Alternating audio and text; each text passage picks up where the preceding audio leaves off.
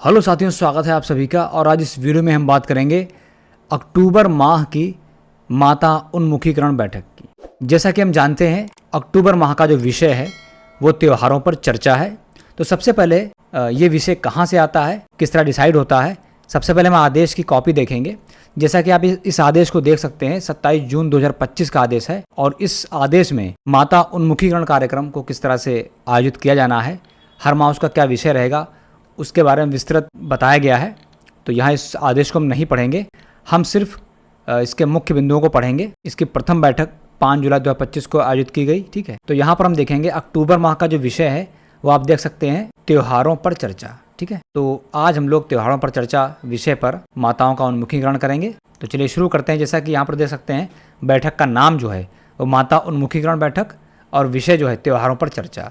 तो left side में देख सकते हैं बैठक एजेंडा लिखा हुआ है। ठीक है, यहाँ पर इसको आप लिख लेंगे, दिनांक डाल देंगे, दिन डाल देंगे। ठीक है, जैसा कि हम जानते हैं कि प्रथम शनिवार, अक्टूबर का प्रथम शनिवार जिस दिन पड़ रहा है वो डेट डाल दी जाएगी।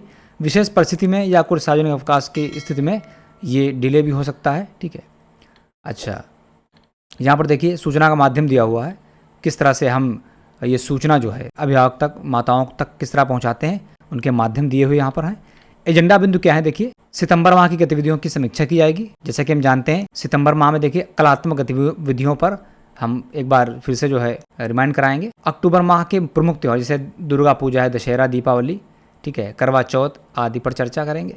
बच्चों को त्योहारों से जोड़ने के लाभ क्या है, जैसे कि सांस्कृतिक समझ बन जाती है बच्चों में, परंपरा, नैतिक शिक्षा और समाज से जुड़ाव होता है।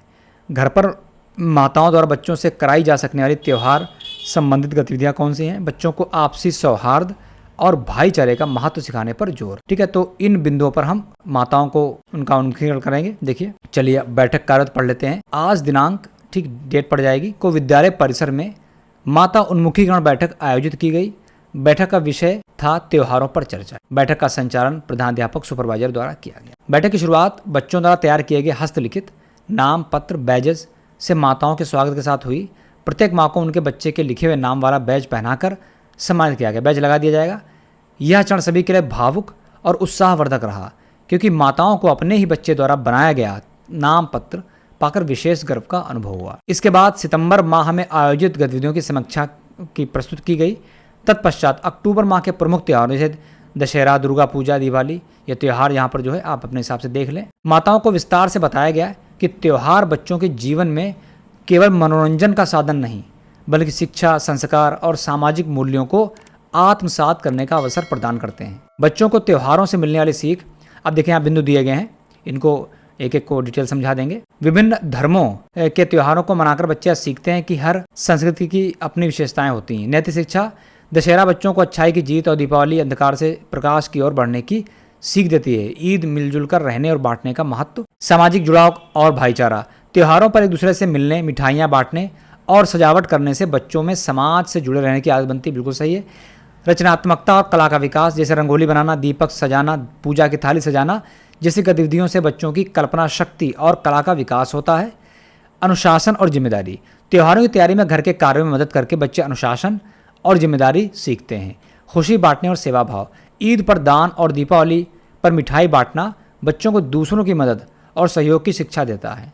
माताओं के लिए सुझाव, माताओं से आग्रह किया गया कि त्योहारों की कहानियाँ बच्चों को सुनाएं, सजावट, दीपक, रंगोली आदि कार्यों में उन्हें शामिल करें। त्योहारी गीत और कविताएं बच्चों को सिखाएं।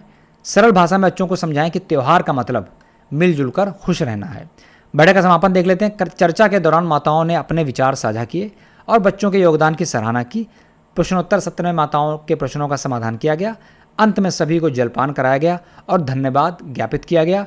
अगली बैठक में अनिवार्य रूप से उपस्थित रहने का आग्रह करते हुए बैठक का समापन हुआ।